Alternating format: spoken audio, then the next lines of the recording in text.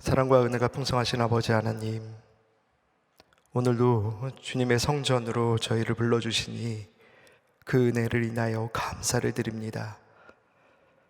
고요한 새벽, 하루를 시작하기 전 이른 아침에 주님의 말씀을 듣고 주님께 나와 기도하는 것이 우리의 하루를 지키고 세우는 데에 큰 힘이 됨을 느낍니다. 이 아침 고요한 중에 임하실 주님의 음성을 우리가 기대하며 기도합니다. 주님, 새해가 시작되고 벌써 3주의 시간이 흘렀습니다. 언제나 우리는 새로운 시작 앞에서 무언가 새로운 기대와 소망으로 설레기도 하지만 금세 분주한 일상 속에서 처음의 기대와 소망을 금세 잊은 채로 살아갑니다.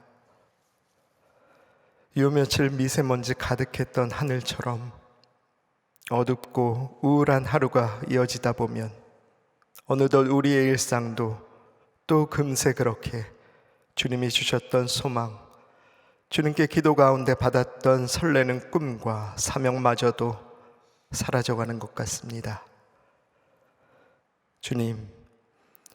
주님은 우리를 빛과 소금으로 이 땅 가운데에서 살라 하셨는데, 그래서 세상을 밝히고 맛을 잃은 세상에 맛을 더하며 살라 하셨는데, 우리는 그런 신앙인으로서의 소망과 소명을 철저히 잊은 채로 세상이 변하는 대로 따라 변하고 세상이 어두워지면 같이 어두워진 채로 살아왔습니다. 긍휼이 많으신 아버지, 우리의 믿음 없고 용기 없는 모습을 용서하여 주시옵소서. 은혜의 주님, 하지만 우리는 외면하고 싶고 도피하고 싶은 이런 현실 속에서도 결국은 주님을 찾고 주님께 의지하며 기도할 수밖에 없는 존재들입니다. 그 옛날 느헤미야가 그랬던 것처럼, 또 예레미야가 주님께 부르짖었던 것처럼, 그렇게 나라와 민족의 어두운 모습 앞에 우리도 주님을 찾게 됩니다. 거룩하신 주님, 능력이 많으신 주님, 먼저 이 땅의 한국교회와 모든 신앙인들을 위하여 기도하오니 우리가, 또 우리 모든 한국교회가 나라와 민족의 상황을 놓고 한 마음과 한 뜻으로 합심하여 기도케 하여 주옵소서. 지금은 캄캄한 어둠뿐이지만 빛으로 가득한 세상으로 이끄실 주님의 능력을 믿으며 묵묵히 나라와 민족을 위한 진실한 중보의 기도를 쌓아가게 하여 주옵소서. 지금 이 시간 우리 소망교회와 소망의 모든 성도들을 위해 기도합니다. 광야의 물을, 사막의 강들을 내실 능력의 주님을 믿으며 우리도 우리의 자리에서 지금 우리 몫의 사명을 다할 수 있기를 원합니다. 올 한 해 내 겹의 기도, 내 곁의 기도라는 표어를 붙들고 온 성도가 함께 기도할 때 나라와 민족을 위해 마음을 다해 기도하는 우리 소망의 성도들이 될 수 있도록 인도하여 주옵소서. 주님, 이 시간 특별히 우리 소망교회 담임 목사님으로 세워주신 김경진 목사님을 위하여 기도합니다. 목사님의 영육을 늘 강건하게 지켜주시어서 우리 교회뿐만이 아니라 노회와 우리 교단 내에서 선한 영향력을 지속적으로 끼쳐가시는 목회자로 귀히 사용하여 주시옵소서. 지금도 교단 지도자, 수련회 참석자, 출타 중에 있사오니 담임 목사님의 모든 일정 가운데 은혜로서 함께하여 주옵소서. 은혜의 주님, 우리 소망교회 교육부 각 부서의 겨울 성경학교 및 수련회, 해외 선교회 일정이 진행 중에 있습니다. 이번 주 토요일인 25일 초등부 연합 겨울 성경학교를 시작으로 교회와 수양관에서 진행될 우리 소망의 각 부서의 겨울 성경학교와 수련의 모든 일정 가운데 주님 은혜로 함께하여 주시옵소서. 모든 세대의 아이들, 청년들이 이 시간을 통하여 살아계신 하나님을 만날 수 있기를 간절히 소망합니다. 행사와 프로그램을 준비할 각 부서의 목회자를 비롯한 부장단과 교사들, 또한 봉사자들에게 함께 하셔서 이 모든 과정 가운데 늘 함께 하시는 임마누엘의 하나님을 만나는 은혜가 있게 하여 주옵소서. 지난 19일 캄보디아로 출국하여 25일에 도착하는 중고등부 해외 선교팀과 또 모든 일정을 마치고 오늘 인도네시아와 필리핀에서 귀국하는 대학부 해외 선교팀을 위하여 기도합니다. 우리 중고등부 아이들과 청년들이 이 시간을 통하여 주님의 사랑을 배우며 어둠뿐인 세상에서 그리스도의 빛을 경험하고 느끼는 시간이었기를, 또 우리 삶의 분명한 길이요 진리이신 주님을 고백하는 시간이 되었기를 간절히 소원합니다. 또 이 시간 우리의 소망의 아픈 성도님들을 기억하며 기도드립니다. 여호와 라파의 하나님, 부신경 절종암이라는 매우 희귀한 희귀암으로 항암 중에 있는 권사님을 위하여 기도합니다. 먼저 지금까지 주님께서 긴 치료 과정을 잘 견뎌낼 수 있도록 도와주셨음에 감사를 드립니다. 오늘 입원하여 방사선 주사를 통한 항암 치료가 두 번째 진행이 될 터인데 힘겨운 치료 과정을 잘 받으실 수 있도록 주님께서 힘을 더하여 주시고 체력적으로 잘 견뎌내실 수 있도록 끝까지 인도하여 주시옵소서. 가족들에게도 주님께서 힘을 주셔서 평안하고 담대한 마음으로 주님만을 의지할 수 있도록 함께하여 주옵소서. 이제 말씀의 자리로 나아갑니다. 오늘 이 시간 엠마오의 길 위에서 성경을 풀어주시던 주님을 만났던 제자들처럼 말씀을 듣는 우리의 마음이 뜨거운 감동과 깨달음으로 가득하게 하시고 그 말씀을 붙들고 또 하루를 힘있게 살아갈 수 있도록 인도하여 주시옵소서.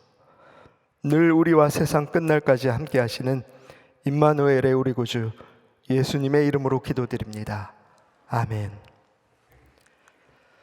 오늘 우리에게 주시는 하나님의 말씀은 열왕기상 8장 1절에서 11절까지의 말씀입니다. 열왕기상 8장 1절로 11절까지의 말씀을 우리 한 목소리로 함께 읽으시겠습니다. 이에 솔로몬이 여호와의 언약궤를 다윗성 고 시온에서 메어 올리고자 하여 이스라엘 장로와 모든 지파의 우두머리 곧 이스라엘 자손의 족장들을 예루살렘에 있는 자기에게로 소집하니 이스라엘 모든 사람이 다 에다님 월 곧 일곱째 달 절기에 솔로몬 왕에게 모이고 이스라엘 장로들이 다 이름에 제사장들이 궤를 매니라. 여호와의 궤와 회막과 성막 안에 모든 거룩한 기구들을 메고 올라가되 제사장과 레위 사람이 그것들을 메고 올라가매 솔로몬 왕과 그 앞에 모인 이스라엘 회중이 그와 함께 그 궤 앞에 있어 양과 소로 제사를 지냈으니 그 수가 많아 기록할 수도 없고 셀 수도 없었더라. 제사장들이 여호와의 언약궤를 자기의 처소로 메어 드렸으니 곧 성전의 내소인 지성소 그룹들의 날개 아래라. 그룹들이 그 궤 처소 위에서 날개를 펴서 궤와 그 채를 덮었는데 채가 길므로 채 끝이 내소 앞 성소에서 보이나 밖에서는 보이지 아니하며 그 채는 오늘까지 그곳에 있으며 그 궤 안에는 두 돌판 외에 아무것도 없으니 이것은 이스라엘 자손이 애굽 땅에서 나온 후 여호와께서 저희와 언약을 맺으실 때에 모세가 호렙에서 그 안에 넣은 것이더라. 제사장이 성소에서 나올 때에 구름이 여호와의 성전에 가득하매 제사장이 그 구름으로 말미암아 능히 서서 섬기지 못하였으니 이는 여호와의 영광이 여호와의 성전에 가득함이었더라. 아멘. 지금 우리는 열왕기상의 전반부인 통일왕국에 대한 부분을 함께 나누고 있습니다. 그런데 통일왕국에 대한 부분 중 특별히 5장에서 9장 이 5장은 그 의미면에 있어서 매우 중요한 부분이라 그렇게 말할 수 있겠습니다. 즉 통일왕국에 대한 열왕기상 1장에서 11장 그 전체 부분 중에 있어서도 특별히 이 5장에서 9장이 다루고 있는 주제가 솔로몬에게 있어서나 이스라엘 전체 왕정 역사에 있어서나 너무도 중요한 부분이다 라고 말할 수 있다는 것입니다. 그렇다면 5장에서 9장 사이에서 다루고 있는 중요한 주제, 그것은 대체 무엇일까요? 그것은 다름 아니라 성전 건축, 그리고 또 왕궁 건축이라는 겁니다. 실제로 성전 건축과 왕궁 건축은 솔로몬 왕의 가장 빛나는 업적이자 그가 이스라엘 통일 왕국의 3대 왕으로서 왕정시대의 기틀을 공고히 다지는 시대적 사명이라고까지 말할 수 있는 것이었기에 그 내용을 기록하고 있는 5장에서 9장, 이 장 또한 그토록 중요하게 여겨지고 있다 말할 수 있다는 것입니다. 그리고 우리는 바로 어제까지 열왕기상 7장까지의 내용을 함께 살펴보며 성전 건축의 준비 과정과 또 실제 성전과 왕궁의 건축, 이후 성전 기구의 제작 등 모든 과정을 함께 살펴보았습니다. 그리고 오늘 8장에 들어서면서 드디어 성전을 봉헌하는 일련의 과정들을, 기사들을 함께 살펴볼 예정입니다. 이제 솔로몬은 아버지 다윗 때에서부터의 수건 과정이었던, 수건 사업이었던 성전 건축의 거의 모든 절차를 마무리해 갑니다. 그런데 그런 감개무량한 순간 앞에서 그는 성전의 진정한 완공을 앞두고 봉헌을 드리기에 앞서서 하나의 중요한 절차를 마련해 둡니다. 그것이 무엇입니까? 바로 여호와의 언약궤를 성전으로 옮겨오기로 한 것입니다. 우리 오늘 본문 1절 말씀을 다 같이 한 목소리로 읽어보겠습니다. 이에 솔로몬이 여호와의 언약궤를 다윗성 곧 시온에서 메어 올리고자 하여 이스라엘 장로와 모든 지파의 우두머리 곧 이스라엘 자손의 족장들을 예루살렘에 있는 자기에게로 수집하니. 오늘 새벽 본문 구절인 1절에서 11절은 솔로몬이 언약궤를 다윗성에서 성전으로 들여오는 장면을 비교적 상세하게 기록하고 있습니다. 우리는 이 세세한 기록들을 통하여 솔로몬이 성전에서 언약궤가 가지는 의미를 어떻게 이해하고 있는지를 볼 수가 있습니다. 또한 그가 이를 바탕으로 이 언약궤를 어떻게 대하고 있는지도 엿볼 수가 있습니다. 이미 성전은 완성되어 가고 있습니다. 아니, 그 외형은 이미 거의 다 완성이 되었습니다. 하지만 솔로몬은 성전이 성전되기 위하여 무엇보다 필요한 것이 있다, 그렇게 믿고 있었습니다. 하나님께서 우리 이스라엘 민족과 맺으신 언약, 그를 바탕으로 우리 위에 임재하실 것을 상징하는 이 언약궤가 없이는 결탄코 성전이 성전일 수 없다는 분명한 믿음이 그에게는 자리하고 있었다는 것입니다. 솔로몬은 이런 믿음을 바탕으로 언약궤를 옮기는 작업을 시작합니다. 진심을 다해 그의 온 정성을 기울여서 그는 이 작업에 임하게 됩니다. 사실 다윗이 언약궤를 두었던 시온산과 솔로몬 성전 사이의 거리는 그리 멀지가 않았습니다. 직선거리로 따지자면 불과 700m에 불과한, 어찌 보면 매우 짧은 거리라 그렇게 말할 수도 있겠습니다. 하지만 솔로몬은 이 짧은 거리의 언약궤를 옮겨오는데 그가 드릴 수 있는 최고의 정성과 헌신을 하나님 앞에 드리고자 노력을 합니다. 그가 드렸던 정성과 헌신의 내용을 우리 다 같이 말씀을 통하여 함께 살펴보는 시간을 갖겠습니다. 우리 이번에는 오늘 본문 2절에서 4절의 말씀을 다 같이 한 목소리로 읽어보겠습니다. 이스라엘 모든 사람이 다 에다님월 곧 7째 달 절기에 솔로몬 왕에게 모이고 이스라엘 장로들이 다 이름에 제사장들의 궤를 매니라.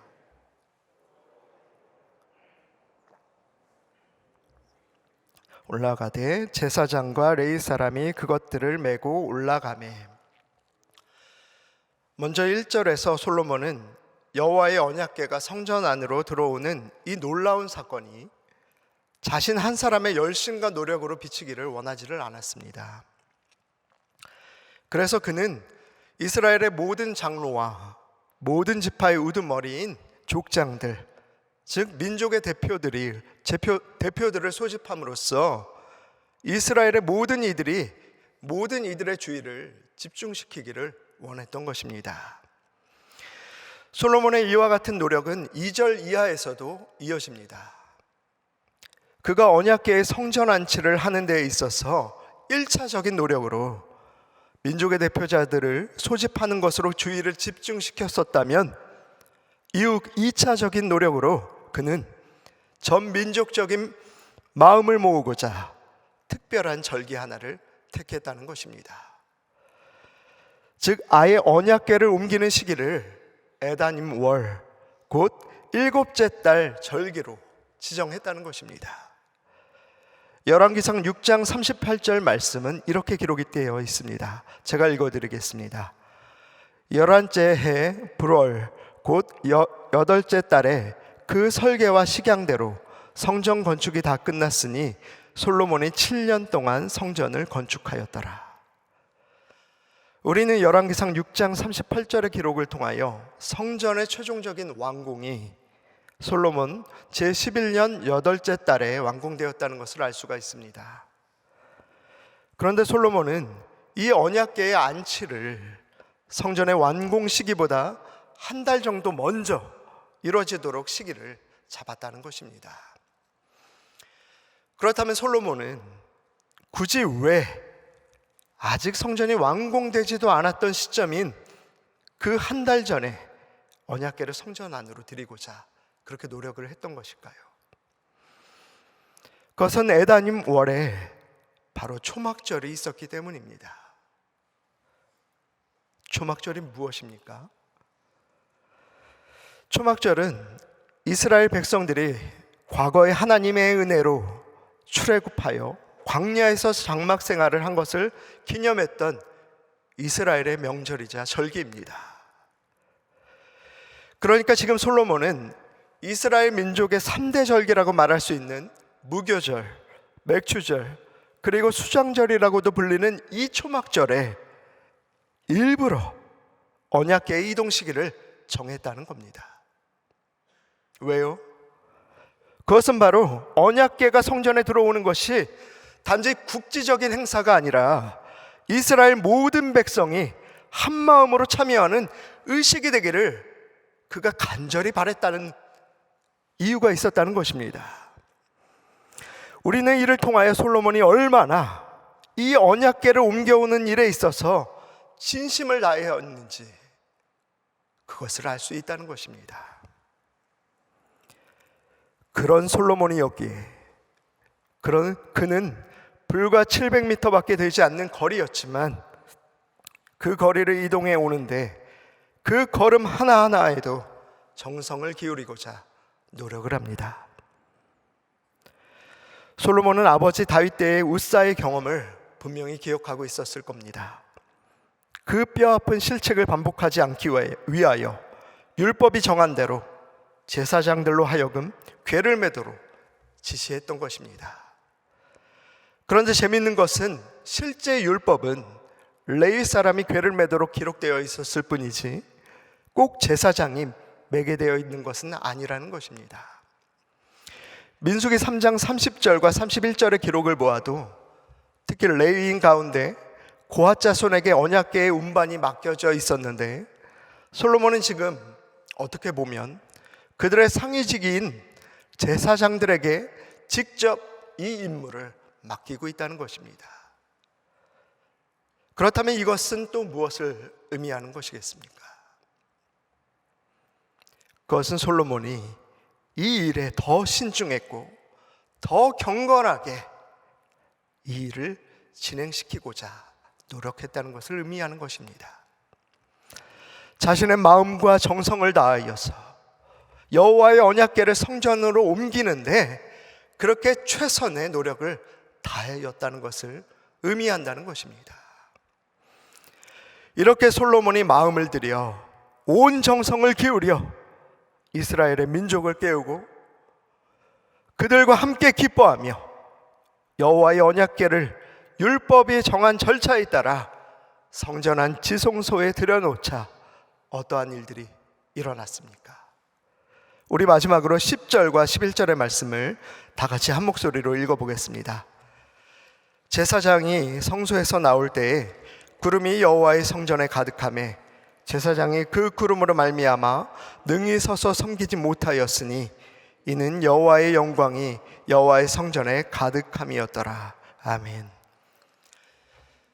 제사장들이 언약궤를 지성소에 옮겨놓고 그 자리에서 나오자 여호와의 성전에 구름이 가득했습니다. 그리고 빽빽한 그 구름으로 인하여 제사장들이 능히 서서 섬기지 못할 정도였다. 말씀은 그렇게 기록합니다. 구름은 출애굽 시절부터 하나님의 영광을 상징하는 것이었습니다. 그렇기에 이는 모세가 지은 성막에 임하셨던 하나님이 지금 바로 이 순간 솔로몬이 지은 성전 가운데 임하셨다는 것을 확증해주는 표징과도 같은 것이었습니다. 솔로몬은 가슴이 벅찼을 것입니다. 자신의 눈앞에서 구름으로 임하신 하나님의 임재를 그가 보았기 때문입니다. 비록 최선을 다했지만, 자신은 온 마음과 정성을 다했지만 여호와 하나님을 모시기에 너무도 작고 초라할지도 모를 그런 성전이었을 텐데, 그럼에도 불구하고 하나님이 이곳에 임하여 주신 것이 너무도 감격스러웠을 것입니다. 그렇기에 그는 그 가슴이 너무도 벅찼을 것입니다. 사랑하는 성도 여러분, 이제 말씀을 정리해 보겠습니다.